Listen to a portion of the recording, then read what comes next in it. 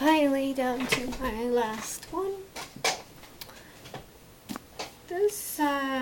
My last one is actually the one that I was able to identify with the most. It's called Manic, a memoir, New York Times bestseller, by Terri, I'm not quite sure how to pronounce this, Cheney. And this is 2008. And so, the setup. Publisher, Harper. She's a lawyer. High stress job, not exactly. He's happy with success and the perks she gets out of being a successful lawyer, but she's not happy being a lawyer. She never really quite explained how she made that decision, but it just seemed to be the way things were expected for her to go in her life, and she just went along with it and found herself there. Anyway, so she talks about her experience. About just her personal life, relationships, and work. Seems to focus on those two things and how the disorder affected her ability to perform both things. Pretty much anyone can read this. If you know a little bit about the disorder, if you have personal experience with the disorder, I would say that you would get more out of it. Women, I think, can identify with this more than men, simply because she does talk so much about flirting and relationships. And people who are in high stress professional jobs. Because she talks about how she would get around seeing clients and taking phone calls when she was depressed, and yet be able to show up in court and knock them dead, so.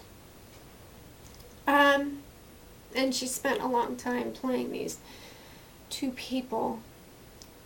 I identified mostly with this experience, as I just said, because there were things like she is able to a point to hide her insanity behind a facade of perfect grooming and polite conversation, being professional. When I put on my nurse's uniform when I was nursing, it was like another person took over my body, I was the professional, and then I would come home and fall apart. It would be like I could hold off insanity just long enough until I got home, and then I'd be just out of this galaxy. And how I managed in college, and while all of that was going on in my head, it was just amazing, and how nobody noticed until things were quite severe.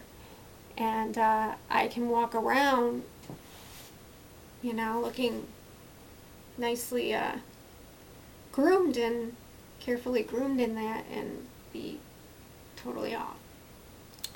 Another thing I identified with is when she talks about the senses when you're manic being heightened, and like colors seem brighter, noises and music has more meaning, touch, your skin's more sensitive.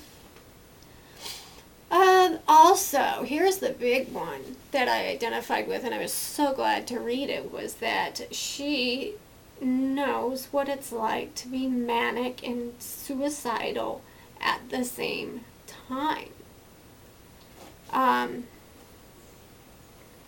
Hopelessness becomes beautiful. It's just a bizarre thing that is sensation that's very difficult to describe. Another thing I identified with was the flirting. Now, hers seemed to lead a little bit more to sexual encounters than mine did. But I did a lot of inappropriate flirting.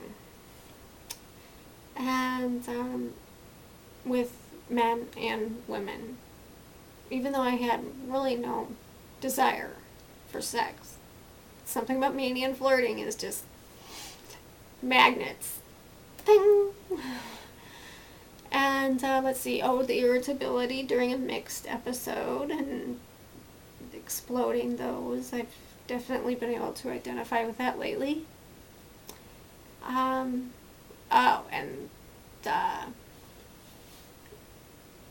increase of appetite during depression and gaining weight. She talks about that. It describes it very well. And takes it further in having your self-worth enmeshed with body image. Like me, I had grown up and been reinforced with the idea of, oh, you're so petite, it's so cute. And, when you're not that anymore, it just changes everything. So I was definitely with her on that point. So it's not as, beautifully written or as gut-wrenching, and some of it seemed a little over-dramatic at first, but then I thought, well, hey, that's bipolar disorder. But it's more of a real life, honest, she tried to commit, she should be dead, by the way. Just had the good luck of somebody finding her more than once, I think.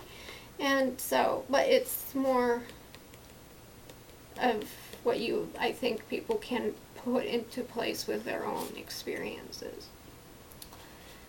And so, and she also, covers some of the others in the professional world. Should I tell? Should I not tell? Co-workers in relationships, do I tell? Do I not tell? She talks about lugging around all her medications and things like that. So I definitely recommend them all. I enjoyed Madness the most. I identified with Manic. Electro Boy was the most outrageous.